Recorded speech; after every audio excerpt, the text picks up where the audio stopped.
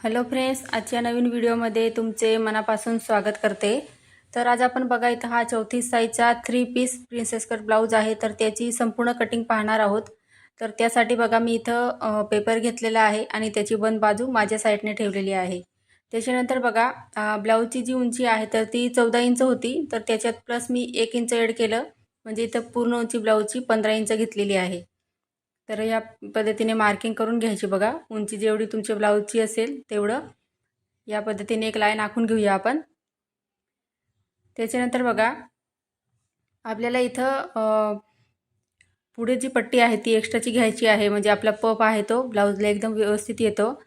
त्यासाठी बघा मी इथं 2-2 इंचावरती या पद्धतीने पॉइंट घेते।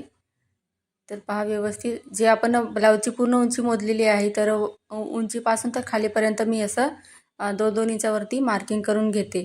तर एक्स्ट्राचं आपण जर इथं मार्जिन ॲड केलं तर ब्लाउजला पफ एकदम व्यवस्थित येतो आणि प्रिन्सेस कट जो ब्लाउज आहे तर तो अंगातसुद्धा व्यवस्थित बसतो। तर तुम्हीसुद्धा एकदा नक्की ट्राय करा। त्याच्यानंतर बघा या पद्धतीने एक लाईन आखून घेतली बघा, ते सर्व पॉईंट जोडून घेतले।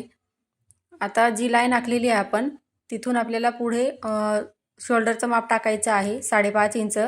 तर हा 34 साईजचा ब्लाउज आहे, तर त्यासाठी बघा 5.5 इंच शोल्डर घेतलेलं आहे मी आणि पुढे इथं 2 इंचची पट्टी सोडलेली आहे। त्याच्यानंतर बघा 5.5 इंच जिथं मुंडासुद्धा घेते मी। तर पाहू शकता या पद्धतीने आता शोल्डर आणि मुंडा आहे तो आपण या पद्धतीने जोडून घेऊया। तर हे कस्टमरचं ब्लाऊज आहे, तर याआधीसुद्धा त्यांनी एक ब्लाऊज शिवून पाहिला म्हणजे कसा बसतो असं। तर एकदम व्यवस्थित बसला। त्याच्यानंतर त्यांनी अजून 2 ब्लाऊज माझ्याकडे शिवायला दिलेले। तर त्याच्यानंतर बघा आपल्याला 8.5 इंच इथं छातीचा चौथा भाग टाकायचा आहे आणि 1.5 इंच इथं मार्जिन घ्यायचं आहे। आता 8.5 आणि 1.5 इंच इथं प्लस जर केले तर 10 इंच आपली इथं छातीची घडी तयार होते। तर वरच्या साईडला 10 इंच मोजलं तर खालच्या साईडला सुद्धा तेवढंच इथं माप मी टाकून या पद्धतीने जोडून घेतलेलं आहे। आता इथं मुंड्याचे माप टाकायचे आहे आपल्याला। तर 1.5 इंचावरती पाठीमागचा मुंडा आणि पुढचा जो मुंडा आहे त्याचा आकार आपल्याला इथं 1 इंचावरती द्यायचा आहे। तर बघा इथं तुम्हाला मुंडा जर परफेक्ट असा आकार व्यवस्थित जमत नसेल तर शोल्डर आपलं मुंडा जेवढा आपला असतो त्याचे निम्मे करायचं आणि तिथून आपल्याला या पद्धतीने इथं मुंड्याचे आकार द्यायचे आहे। तर पहा या पद्धतीने, तर खूप सोपी पद्धत आहे। आणि पाठीमागचा जो मुंडा आहे तो किंचित थोडासा बघा 2 लाईन मी खाली घेतलेला आहे, कारण गळा त्यांचा 11.5 इंचाचा होता त्यासाठी। आता सर्वात पहिले आपण हे कटिंग करून घेऊया जसं मार्किंग केलेलं आहे सेम त्याच पद्धतीने। तर इथं पाठीमागचा मुंडा आहे तो सर्वात पहिले कट करायचा आहे आपल्याला। तर पहा इथं जसं आहे तसं मार्किंग केलेलं मी इथं कट करून घेते। तर या पद्धतीने कटिंगसुद्धा झाली आपली। आता इथं बघा पाठीमागचा जो पार्ट आहे तो आपल्याला इथं सेपरेट काढायचा आहे, पण त्याआधी आपण इथं पुढचे जे पार्ट आहे त्याची मार्किंग करून घेऊया।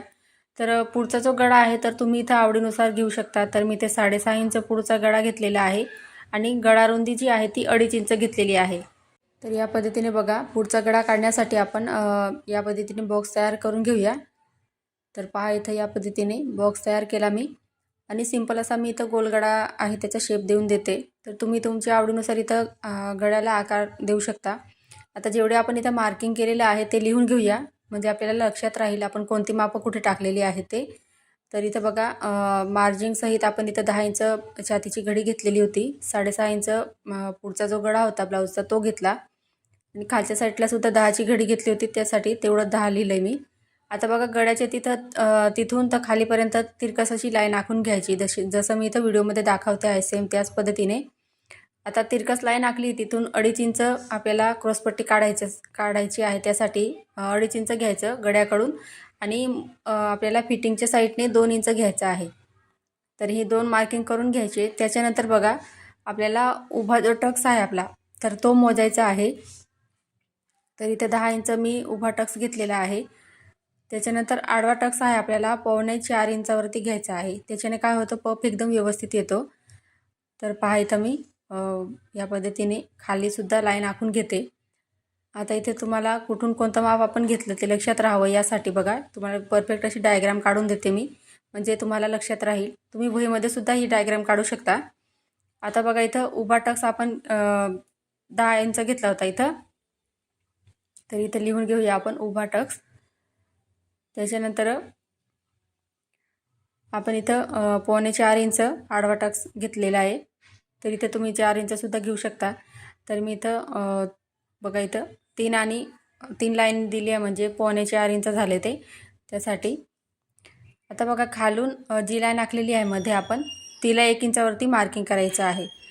आणि त्याच्यानंतर हा पॉईंट आणि हा पॉईंट असा दोघं पॉईंट आपण इथं जोडून घेऊया. तर पहा इथं या पद्धतीने जोडायचं आहे. आता जो आपला मधला टक्स असतो तर तो 1 इंचावरती द्यायचा आहे. तर बघा या पद्धतीने. तर दोघं साईडहून बघा मी 1 इंचावरती मार्किंग केलं. तर पहा आपण हे जे दोघं पॉईंट घेतलेले आहे, तर वरच्या उभा टक्सला आपल्याला हे दोघं पॉईंट जोडायचे आहे. त्याच्यानंतर बघा प्रिन्सेसचा आकार देऊन देऊया आपण या पद्धतीने. तर पाहू शकता या पद्धतीने मी इथं आकार देऊन दिला.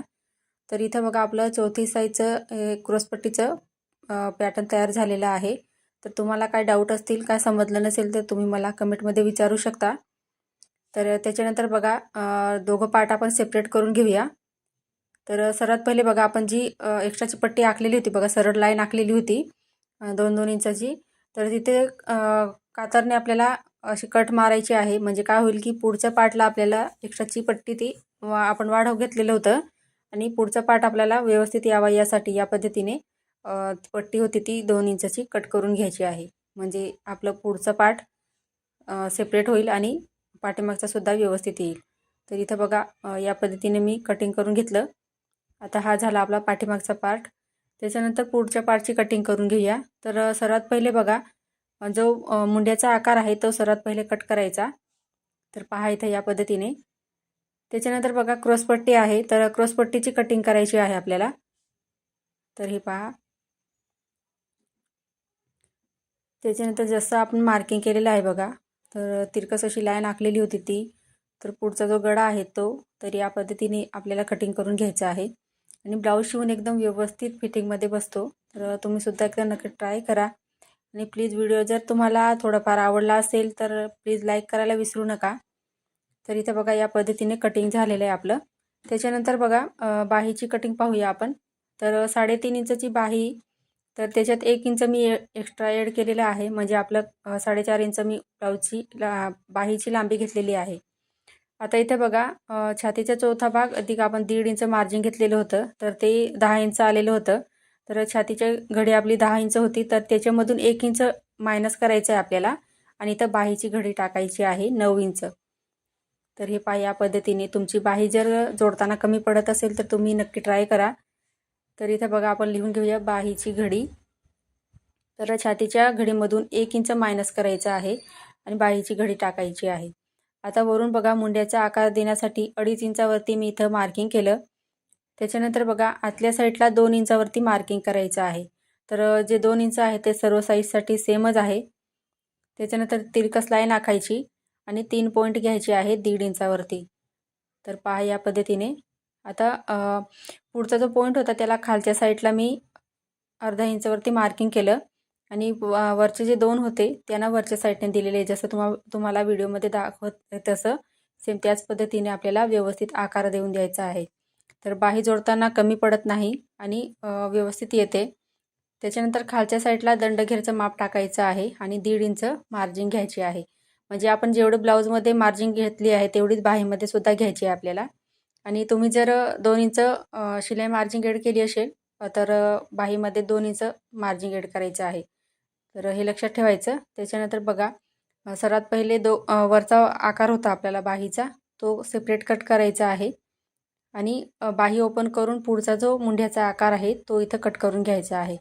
तर इथं लिहून घेऊया आपण. बाही आहे 4.5 इंच बाही लांबी. त्याच्यानंतर बघा बाहीची घडी आपण इथं 9 इंच घेतलेली होती, म्हणजे छातीच्या घडीमधून 1 इंच मायनस केलं होतं. आता इथं बघा आपल्याला क्रॉसपट्टीची कटिंग करायची आहे. तर छातीची घडी आपण 10 इंच घेतली होती, तर क्रॉसपट्टी काढताना अर्धा इंच एक्स्ट्रा घ्यायची आहे. म्हणजे 10.5 इंच इथं क्रॉसपट्टीची मार्किंग करायची आहे. आणि या पद्धतीने बघा 3.5 इंच एका साईडला घ्यायचं आणि एका साईडला 3 इंच घ्यायचं आहे. आणि किंचित असा बघा 1/2 इंच असा आतल्या साईडला हा आकार घ्यायचा आहे, 1/2 इंचपेक्षा कमी. तर पहा इथं व्यवस्थित असं खालच्या साईडला मार्किंग करायची आणि आपल्याला इथं क्रॉसपट्टी कट करून घ्यायची आहे. तर जोडून ब्लाऊज जो आहे तो एकदम व्यवस्थित येतो आणि फिटिंगमध्ये सुद्धा व्यवस्थित बसतो तो. तर इथे बघा आपली कटिंग झाली. आता आपल्याला ब्लाऊज पीसवर कटिंग करायचं आहे. तर इथे बघा मी अस्तरचं कापड घेतलेलं आहे. तर या पद्धतीने व्यवस्थित ठेवायचं आणि त्याची बंद बाजू आपल्या साईडला ठेवायची आहे. आता जे पॅटर्न आपण इथं कट केलेलं आहे तर ते घ्यायचं आणि बंद बाजूकडून आपल्याला पाठीमागचा जो पार्ट आहे आपला तर तो ठेवायचा आहे बघा. आणि पॅटर्न आहे जे जसं आहे तसं ठेवून आपल्याला खडूने मार्किंग करून घ्यायची आहे. तर पाहू शकता इथं. आता सर्व पार्ट एक एक आहे आपण व्यवस्थित जिथं ॲडजस्ट होत असेल त्याच पद्धतीने ठेवायचं आहे आणि कुठलीही मार्जिंग एड न करता जसं आहे तसं आपल्याला कटिंग करून घ्यायची आहे. तर पहा इथं मी मार्किंग करून घेते, त्याच्यानंतर कटिंग करून घेणार आहे. आता साईड पार्ट मी इथं ठेवते आणि केसाची जी कटोरी आहे तर ती या पद्धतीने ठेवायचं आहे. आता इथं बघा मी व्यवस्थित इथं क्रॉसपट्टी इथं ठेवून घेतली. आता इथं आपण शोल्डरचं तिथं मार्किंग केलेलं होतं म्हणजे एकदा कट होईल ते त्यासाठी. आता इथं बघा व्यवस्थित असं जसं मार्किंग आहे तसं करून घ्यायचं आणि जो पार्ट आपल्याला जोडायचा आहे गोलाकार दिसतोय सेम त्याला आपल्याला अर्धा इंच इथं शिलाई मार्जिंग एड करून कट करायचं आहे. जसं मी दाखवते आहे तसं सेम बघा दोघं पार्ट आहे त्यांना अर्धा इंच एक्स्ट्रा घेतलं आणि मार्किंग करून या पद्धतीने आपल्याला मार्किंगवरतीच कटिंग करायची आहे. तर या पद्धतीने बघा जे आपण मार्किंग केलेलं आहे त्याला काळजीपूर्वक व्यवस्थित कट करून घ्यायचं आहे. तर पाहू शकता इथं मी या पद्धतीने सर्व पार्ट आपण इथं मार्किंग केलेली आहे ते कटिंग करून घेते. तर तुम्हाला पुढचा व्हिडिओ तो कोणत्या टॉपिकवर पाहायचा आहे ते मला कमेंटमध्ये नक्की सांगा आणि आजचा व्हिडिओ आवडला असेल तर प्लीज लाईक करायला विसरू नका. तर सर्व पार्ट बघा इथं कटिंग करून झालेले आहे आपले. तर बघू शकता इथं. आता कापडावरती आपल्याला व्यवस्थित ठेवायची आहे. आता इथं काठ दिलेले आहेत ब्लाऊज पीसला तर ते काठ आहे ते बाहीला घेतले आणि दुसरे काठ होते ते पाठीमागच्या पार्टला मी इथं घेतलेले आहे. आता बाकीचे पार्ट आहे ते या पद्धतीने बघा अर्धा इंचची मार्जिंग सोडून आपल्याला सर्व पार्ट आहे ते व्यवस्थित ठेवायचे आहे आणि अर्धा इंचची मार्जिंग सोडून आपल्याला इथं सर्व पार्ट कटिंग करून घ्यायची आहे. म्हणजे काय होतं की अस्तर आणि कापड जोडताना आपल्याला कमी पडायला नको यासाठी. तर फ्रेंड्स तुम्हाला आजचा व्हिडिओ आवडला असेल तर प्लीज लाईक करा. चॅनलवर नवीन असाल तर चॅनलला सबस्क्राईब करा. धन्यवाद.